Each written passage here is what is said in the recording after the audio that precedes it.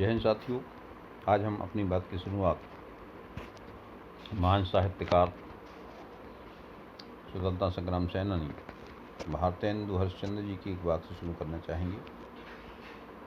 उन्होंने एक फेमस उक्ति दी है। उन्होंने लिखा है, निज भाषा उन्नति अहे, सब उन्नति को मूल। निज भाषा उन्नति बिना, मिटे नहीं को सूल। अर्थात जो अपनी मातृभाषा है वही सारी सफलताओं का मूल है। यानी सारी सफलताओं के पीछे आपकी मातृभाषा की उन्नति है, और अपनी भाषा की उन्नति के बिना हमारे हृदय का जो कष्ट है वो दूर नहीं हो सकता है। इसीलिए हमें अपनी मातृभाषा की उन्नति के लिए सदैव प्रयासरत रहना चाहिए। इसके पीछे का कारण क्या है? जब भी हम सोचते हैं, हमारा जनमानस सोचता है, तो वो अपनी मातृभाषा में ही सोचता है। हमारे मन में जो विचार उठते हैं वो हमारी मातृभाषा में ही उठते हैं, और हम जब भी कोई सर्वश्रेष्ठ बात सोचने की कल्पना करते हैं तो वो हम अपनी मातृभाषा में ही सोचते हैं। इसीलिए हमें अपनी मातृभाषा को सम्मान देना चाहिए, उसकी प्रगति के लिए सदैव प्रयासरत रहना चाहिए। आइए अब हम आज का लेसन शुरू करते हैं। आज हम पढ़ेंगे laws of exponents for real numbers, यानी हम वास्तविक संख्याओं के लिए घातांक के नियमों का अध्ययन करेंगे। आप पिछली कक्षाओं में, कक्षा 7 में, 8 में घातांक के नियम पढ़ चुके हैं। ये घातांक के नियम प्राकृत संख्याओं के लिए आप लोगों ने पढ़े हैं।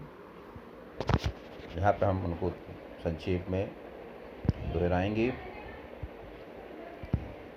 पहले यहाँ पे देख लें, यहाँ पे हमने जो घातांक के नियम लिखे हैं ये प्राकृतिक संख्याओं के लिए पहले से हमने सिद्ध कर दिए हैं, पढ़ चुके हैं अब छोटी कक्षाओं में।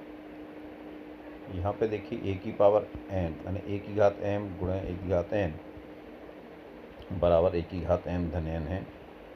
यहाँ पे हमने जो संख्याएं ली हैं ये हम पहले क्या लेते थे? प्राकृत संख्याएं ही लेते थे। यहाँ पे a इसको हम आधार कहते हैं, यानी बेस है ये, और m और n क्या है? घातांक हैं। ये जो सभी अंक हैं ये सारी की सारी प्राकृत संख्याएं हैं। तो पहला नियम है गुणा में घातें जुड़ जाती हैं। उदाहरण ले लें हम, जैसे 2 की घात 3 है गुणे 2 की घात 5 है, तो इसका उत्तर क्या होगा? 2 की घात 3 धन 5 यानी 2 की घात 8 होगा। इसको आप सिद्ध पहले ही कर चुके हैं। कैसे किया था आपने सिद्ध पहले? 2 गुणे 2 गुणे 2, ये हो गया 2 की घात 3, और 2 गुणे 2 गुणे 2 गुणे 2 गुणे 2 5 बार लिखेंगे तो ये हो गया 2 की घात 5। कुल कितनी बार हो गया? 1 2 3 4 5 6 7 8 बार हो गया। इसलिए ये उत्तर आएगा 2 की घात 8। स्पष्ट है ना? यदि कोई भूल गया हो दोबारा देख लो, क्योंकि भूलना मनुष्य का स्वभाव है। और चूँकि आप लोगों को तो बहुत सारे ऑप्शन देते हैं याद करने के लिए, देखने के लिए, फिल्म भी देखते हैं, गपशप भी करते हैं, तो गणित भूलना स्वाभाविक है। इसलिए इसको दोबारा एक बार ज़रूर देख लें। हाँ, कुछ जीनियस बैठे होंगे जिनको नहीं भूलता होगा, तो उन जीनियस से मैं क्षमा चाहूँगा, फिर भी कोशिश करें एक बार और दोहरा लें। हाँ, अब देखिए दूसरा नियम है a की घात m और उसकी घात n, यानी घात पे घात चढ़ी है तो घातों का गुणा हो जाता है। घात पे घात चढ़ी मतलब जैसे हम 2 की घात 3 किया और इस पे पूरे पे घात मान लीजिए 2 की घात और चढ़ी है, यानी पूरे ये घात पहले से है, पर उसके ऊपर एक घात चढ़ी है, तो ये घात पे घात होगी और इसका उत्तर जो होता है घातांकों का गुणा हो जाता है, यानी 2 की घात 6 उत्तर आएगा। अब देखिए कैसे इसको सॉल्व किया था। देखिए 2 की घात 3 को ऐसे लिखेंगे हम, 2 गुणन 2 गुणन 2, ये 2 की घात 3 होगी। इस पर भी आपको 2 की घात चढ़ाना है, तो यानी इस संख्या को भी 2 बार लिखना है। क्या लिखेंगे? 2 गुणन 2 गुणन 2, एक बार हो गया, फिर 2 गुणन 2 गुणन 2, 2 बार हो गया। अब 2 कितनी बार हो गया? 1 2 3 4 5 6, ये हो गया 2 की घात 6 बार। ठीक है। हाँ, इसको दूसरी तरीके से भी लिख सकते हैं। इसको हम इसको 2 की घात 3, उसकी घात 2 है, तो हम इसको ऐसे भी लिख सकते हैं, 2 की घात 3 गुणा 2 की घात 3। पहला नियम लगा देंगे, 2 की घात 3 धन 3 बराबर 2 की घात 6। हाउ मैनी पेज, बहुत सारे रास्ते हैं सिद्ध करने की गणित में। एक इसकी खूबसूरती है, एक सवाल को कई तरीके से हल किया जा सकता है। तो हम कोशिश करेंगे, हम हर प्रकार से हल करने का प्रयास करेंगे। जो हमें रास्ता छोटा लगेगा, सिंपल लगेगा, स्पष्ट लगेगा, वो अपनाएंगे। देखिए अब तीसरा नियम है, वो देखिए आप। भाग में घात घट जाती है, एक की घात m बटी एक की घात n बराबर एक की घात m ऋण n। यहाँ पे ध्यान रखना है आपको, बेस समान रहना चाहिए। यहाँ पे देखिए बेस समान है, यहाँ भी ये बेस समान रहा, तभी घटेगा, तभी ये नियम लागू होंगे।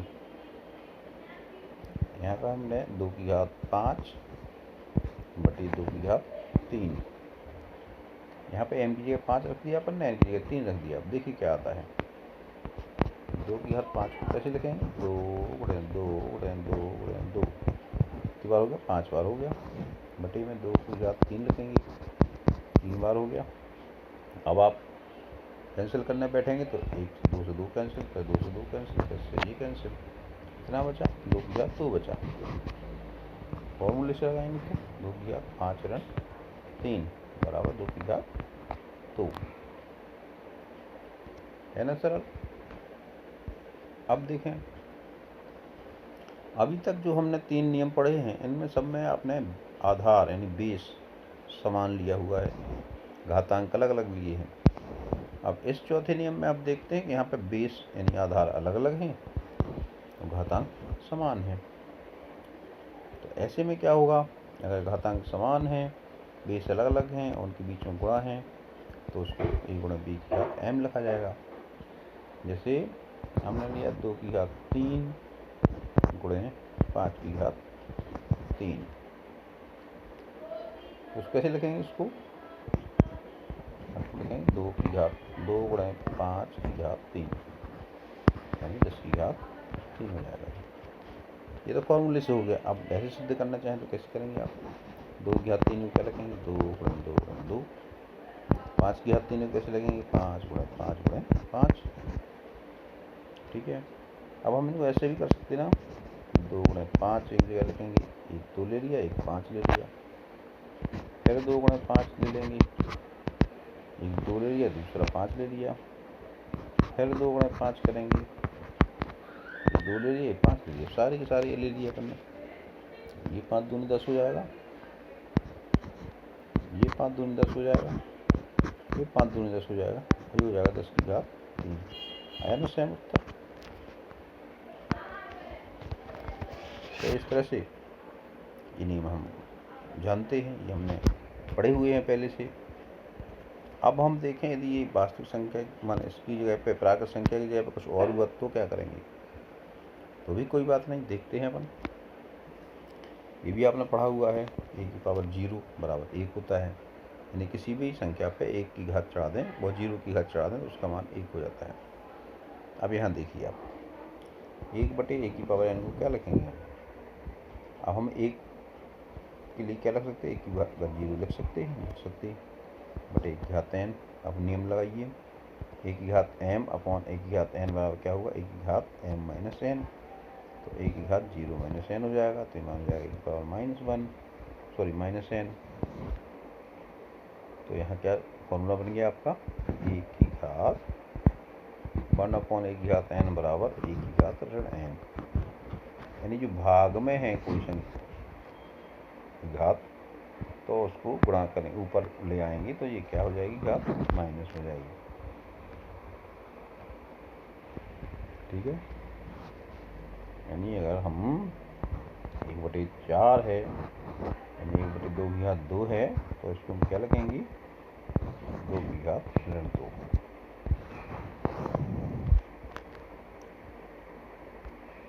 ठीक है ना, स्पष्ट है। फिर से एक आध और एग्जाम्पल ले अपन। यहाँ देखिए 2 की घात 2 गुणा 2 की घात ऋण 5। आप सूत्र लगाएंगे तो क्या आएगा, 2 की घात m धन n। ये धन और ऋण गुणा ऋण हो जाएगा, तो 2 की घात 2 ऋण 5 यानी 2 की घात ऋण 3 आ जाएगा। अब ऋण 3 को क्या लिखेंगे हम, 1/2 की घात 3 लिखेंगे। स्पष्ट है।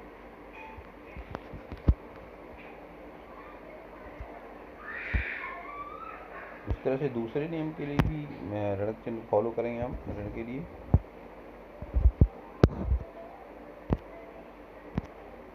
यानी 2 की घात 3 और उसकी घात ऋण 5 है, यानी घात पे घात चढ़ी है तो क्या होगा, घातों का गुणा हो जाएगा। तो 2 की घात 3 गुणे ऋण 5 हो जाएगा। ये जो प्रोडक्ट होगा इसका तो क्या आ जाएगा, 2 की घात ऋण 15।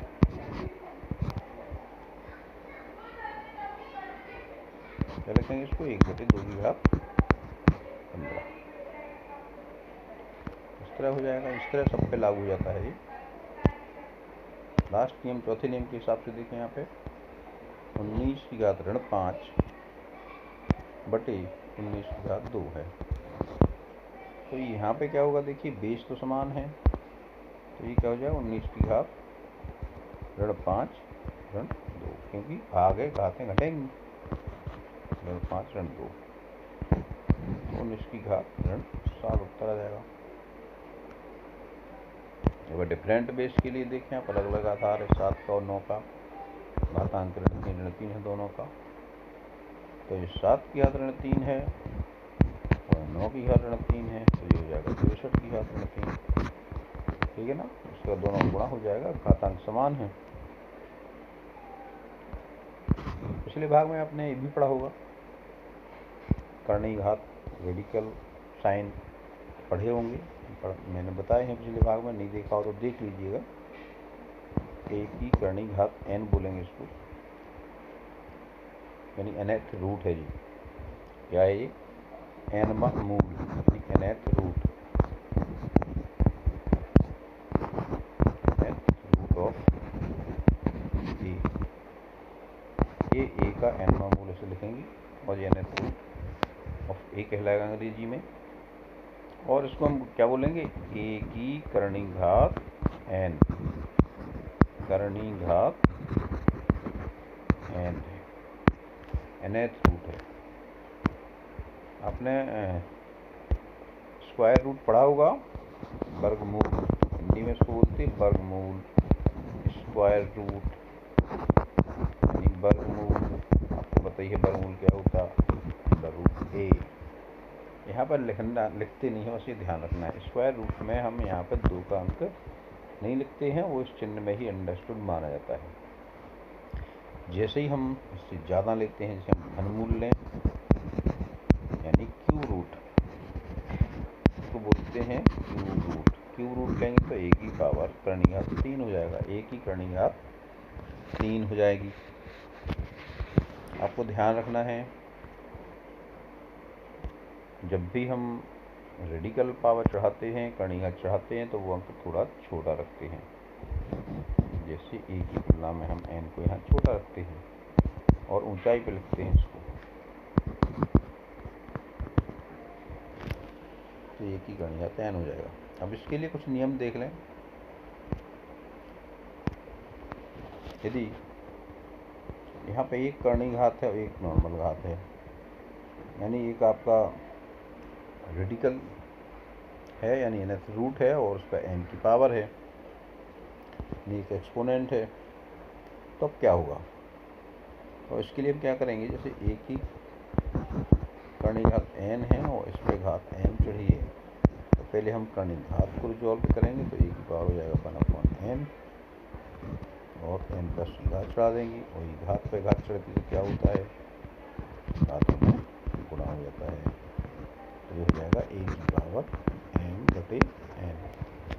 स्पष्ट है ना, कोई दिक्कत तो नहीं है ना किसी को लगता हो कि समझ में नहीं आ रहा तो उस एग्जाम्पल को देख लें। इसको देखिए, यहाँ पे कुछ किया हुआ है, यहाँ पे 8 की घात 2/3 है, तो देखिए 8 पे घात 2/3 चढ़ाई गई है।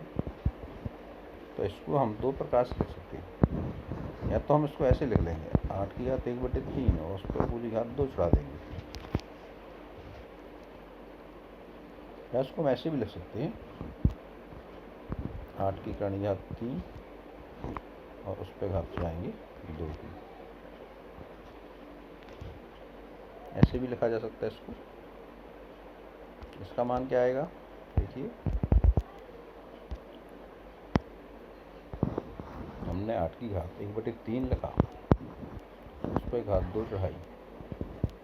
अब 8 की घात 1/3 को कैसे हल करेंगे, आपको पता है 2 की घात 3 बराबर 8 होता है, और इस पर आप 1/3 घात चढ़ाएंगे तो क्या हो जाएगा, 2 की घात 3 गुणा 1/3 होगा, ये कट जाएंगी, क्या बचेगा, 2 बचेगा, और 2 की घात 2 बराबर क्या उत्तर आएगा, 4 आएगा। इसको ऐसा कर सकते हैं आप, इसको उल्टा भी कर सकते हैं, यानी इसको पलट के भी कर सकते हैं, आंसर में कोई चेंज नहीं आएगा। 8 की घात 2/3 है, इसको हम ऐसे भी लिख सकते हैं, क्योंकि बात तो समान है।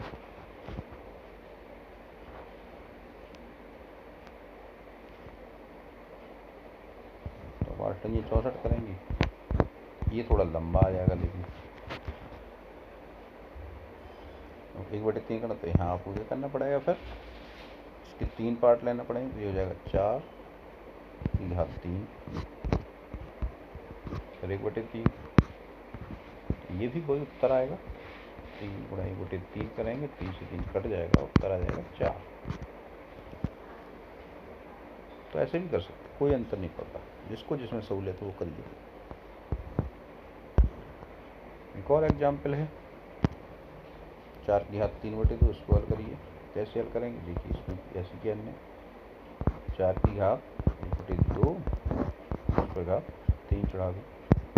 अब 4 की घात 1/2 कैसे सॉल्व करेंगे, उसको 2 की घात 2 किया, उस पर 1/2 की घात चढ़ाई, उस पर 3 की घात चढ़ा दी, तो ये 2 की घात 2 गुणा 1/2 हो जाएगा, तो ये कैंसिल हो जाएगी, उस पर 3 की घात चढ़ा देंगे, क्या हो जाएगा, 2 की घात 3 यानी कितना हो जाएगा, 8।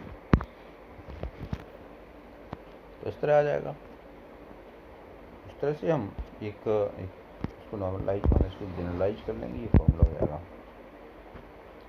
कर्ण की घात a के पावर m करेंगे,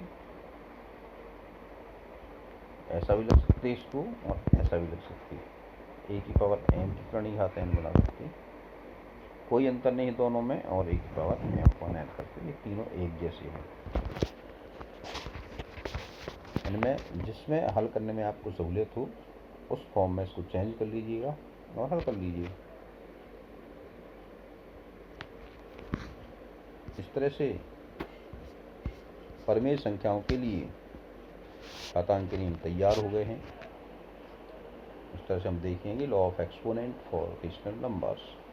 यहाँ पे आपको ध्यान रखना है, जो भी बेस है ये हरदम पॉजिटिव रहेगा, यानी 0 से बड़ा होगा, ये नेगेटिव नहीं होगा। आपको पता है यदि कोई नेगेटिव का रूट लें तो ये रियल नंबर नहीं है, ये रियल नहीं है, ये क्या हो जाएंगे, इमेजिनरी है। माने किसी भी संख्या का, माने किसी भी ऋणात्मक संख्या का वर्गमूल लेते हैं, उसकी कर्ण घात लेते हैं, तो ये वास्तविक संख्या नहीं है, it is not a real number. ये क्या है? ये इमेजिनरी नंबर हैं। इनको क्या कहते हैं अपन? काल्पनिक कहते हैं। क्यों कहते हैं काल्पनिक? इसको इमेजिनरी क्यों कहते हैं? ये किस चीज़ को इमेजिनरी कहते हैं? हाँ, वो चीज़ जिसका अस्तित्व नहीं होता है उसको ही हम काल्पनिक कहते हैं, इमेजिनरी कहते हैं। तो यहाँ पे जो किसी भी नेगेटिव नंबर का स्क्वायर रूट या क्यूब रूट नहीं निकाला जा सकता है और संख्या रेखा पर उसको नहीं दर्शाया जा सकता है, इसलिए उनको हम इमेजिनरी नंबर या काल्पनिक संख्याएं कहते हैं। तो यहाँ पे ये कैसे होना चाहिए? वास्तविक होना चाहिए, माने ये शून्य से बड़ी होना चाहिए, ऋणात्मक नहीं होना चाहिए। यदि ऋणात्मक होगी तो फिर क्या होगा जी? काल्पनिक संख्या हो जाएगी। इसलिए आपको यहाँ पे इसका ध्यान रखना है। और P और Q ये रेशनल नंबर होंगे, यानी P and Q are rational number, यानी दो परिमेय संख्याएं होंगी। तब उनके लिए जो नियम बने हैं वो देख लीजिए। a की पावर p इंटू a की पावर q बराबर a की पावर p प्लस q। बिल्कुल वैसे ही है, घातांक को जोड़ देते हैं। यदि आधार समान है, घातें अलग अलग हैं, तो गुणा में घातें जुड़ जाती हैं। दूसरा नियम है a की पावर p और उसके पूरे की पावर q, यानी घात पे घात चढ़ी है तो घातों का गुणा हो जाता है। यहाँ पे भी ध्यान रखना है आपको कि आधार एक सा है इसका और घातें घात पे घात चढ़ी तो घातांक को गुणा हो जाता है। अब भाग में घातें घट जाती हैं। a की पावर p बटे a की पावर q। यहाँ भी ध्यान रखना है आपको, बेस समान होना चाहिए, तब ये नियम लागू होगा। अब यहाँ देखें, चौथा नियम है, बेस अलग अलग हैं, a की पावर p है, b की पावर p है, लेकिन घातांक समान है, तब ये नियम लागू होगा। a की पावर p गुणा b की पावर p बराबर ab की पावर p। और इस तरह से भाग में भी लागू हो जाएगा। a की पावर p बटे b की पावर p है, तो हम इसको कैसे लिखेंगे? a बटे b की पावर p लिख सकते हैं, p है यहाँ पे। भाग में क्या लिखेंगे? फिर से देखिए एक बार, a की पावर p अपॉन b की पावर p है, तो इसको भी हम a बटे b की पावर p लिख सकते हैं, क्योंकि घातांक इसमें समान हैं, आधार अलग अलग हैं।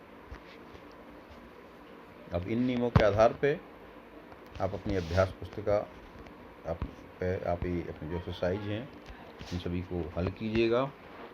कोशिश करिएगा कि हम बिना देखे सारी प्रश्नावली को हल कर लें। पूरी एक्सरसाइज आप अपनी नोटबुक पर लिखिए और कुछ और क्वेश्चन भी अपने मन से बनाइएगा और लिखिए। अपने बड़े भाई बहन, पापा मम्मी जो भी आपके घर में हों, उनसे कहिए कि हम ऐसी समस्याएं दें, तो वो और क्वेश्चंस आपको देंगे, आप उनको हल करिए और इस तरह से आप बिल्कुल कॉन्फिडेंट होकर के सवाल हल कीजिए। जब आपको लगे कि हम इस तरह के सारे क्वेश्चंस हल कर सकते हैं, तब आप रुकिएगा, तब समझिए कि हम इसको समझ गए हैं। यदि आपको एक्सरसाइज हल करने में किसी की सहायता लेनी पड़ रही है, तो जान लीजिए कि हमें अभी सारी चीज़ समझ में नहीं आई है और हम उसको एक बार फिर से देखेंगे। और इस वीडियो को बार बार देखिएगा। अच्छा लगे तो दोस्तों को बताइएगा, और अगर उसमें ऐसा लगे कुछ समझ में नहीं आ रहा है या कोई चीज़ आप कहना चाह रहे हैं, तो आप कमेंट बॉक्स में कमेंट भी कर सकते हैं। आइए कुछ और एग्जाम्पल देख सकते हैं आप। 64 की घात 1/2 है। अब 64 को आपको पता है 8 की घात 2 लिख सकते हैं, 8 × 64 होता है, तो इसको हम 8 की घात 2 गुणे 1/2 लिखेंगे, तो 8 की घात 2 गुणे 1/2 करेंगे, 2 से 2 कैंसिल हो जाएगा, तो ये 8 की घात 1 आएगा, बराबर 8 उत्तर हो जाएगा। यहाँ देखिए दूसरा है 32 की घात 1/5, 32 यानी क्या होगा? 2 गुणे 2, 2 दूनी 4, दूनी 8, दूनी 16, दूनी 32। कितने बार गुणा करना पड़ेगा 32 के लिए? 5 बार गुणा करना पड़ेगा। तो हम 32 को क्या लिख सकते हैं? 2 की पावर 5 लिखेंगे और उसके ऊपर 1/5 की पावर चढ़ाएंगे, तो 2 की पावर 5 और इंटू 1/5 दोनों कैंसिल हो जाएंगे, 2 बचेगा, 2 जाती उत्तर 2 हो जाएगा। 9 की पावर 3/2 है, इसको क्या करेंगे? आपको पता है 9 3 का स्क्वायर होता है, तो अपन क्या लिखेंगे? 9 की पावर 1/2 उसकी पावर 3 और इसको 9 की जगह पे क्या रखेंगे 3/3 की पावर 2 और उस पर 1/2 की पावर चढ़ाएंगे, फिर उस पर 3 की पावर चढ़ाएंगे। तो इस तरह से ये 3 की घात 2 × 1/2 हो जाएगा, 2 से 2 कैंसिल हो जाएगा तो बचेगा 3 और उस पर घात 3, 3 पे घात 3 चढ़ाएंगे तो कितना हो जाएगा जी 27। 3 3 का 9, 9 तिया 27। इस तरह से आप इसको हल कर सकते हैं। और भी आपको एग्जाम्पल मिले उनको हल करिएगा। यहाँ पर देखिए और एग्जाम्पल दिया है एक, यहाँ पर दिया है 125 की घात ऋण 1/3, 125 की घात ऋण 1/3 है। आप बताइएगा 125 को कैसे लिख सकते हैं। हमें पहले देखना है कि 3 कट जाए तो अच्छा रहेगा। कैसे कटेगा 3, 5 की घात 3 कर दीजिए, 5 × 5 = 25, 25 × 125 होता है, वो सीधा हो जाएगा। आपको बस ये बात ध्यान रखना है कि कैंसिल हो जाए, तो आप उतनी घात यहाँ लाइएगा। तो ये 5 की घात ऋण 1 हो जाएगा, उत्तर आ जाएगा 1/5।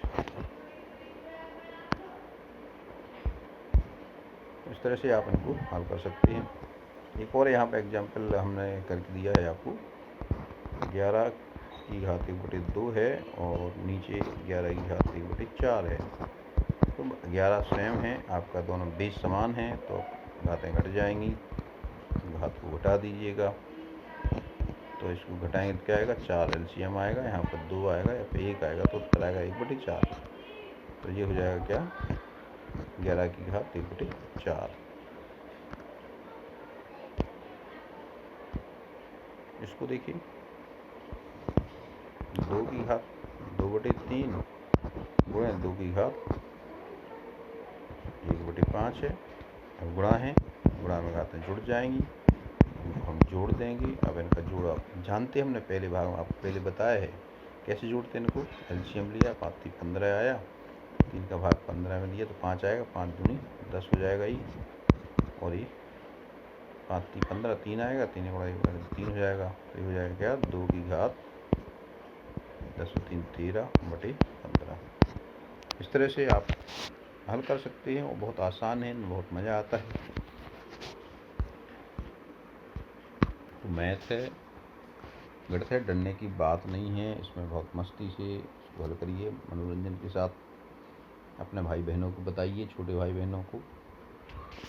और आपको हमने पिछले भाग में बताया था कि गणित एक ऐसी कुंजी है जिससे सारे विषयों को आसानी से समझा जा सकता है, विशेष रूप से विज्ञान, economics, physics, chemistry, medical science, pharmacy, इन सब को समझने के लिए मैथ अति आवश्यक होती है। तो हमें कम से कम 10वीं तक जो मैथ पढ़ रहे हैं, 10वीं तक जो गणित है, उसको बहुत अच्छे से पढ़ लेना चाहिए।